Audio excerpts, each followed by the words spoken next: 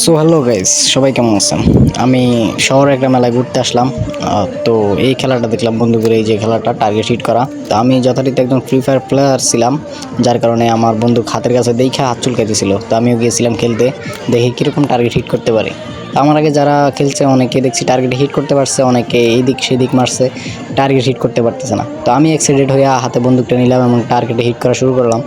দেখি মোটামুটি অনেক ভালোই পারফরমেন্স করতেছিলাম, কারণ আমার এক্সপিরিয়েন্স আছে। আর এমনিতে রিয়েল লাইফে বন্দুক হাতের কাছে পাওয়া যায় না।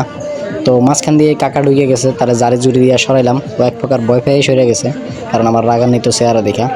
তো তারপর আবার আমি যথারীতি আমার খেলায় মনোযোগ দিলাম, দেখি টার্গেটে কীরকম ভালো হিট করতে পারি। তো ভিডিওটা যারা শেষ পর্যন্ত দেখবেন তারা দেখতে পাবেন যে এই লাইনের ফায় সকল বেলুনই আমি ফাটাইছি। তো এখানে 25টা শ্যুট করার পর এই লাইনের বেলুনগুলো ফুটছে। তো 50 টাকা নিছে আমার কাছ থেকে। তো আপনারা এই ভিডিওটা যারা দেখবেন তারা বেশি বেশি করে লাইক কমেন্ট করবেন, যাতে আমার এই টাকাগুলো ফেসবুক থেকে উঠে আসে। তো সবাইকে ধন্যবাদ জানিয়ে আমি ভিডিওটা শেষ করতেছি।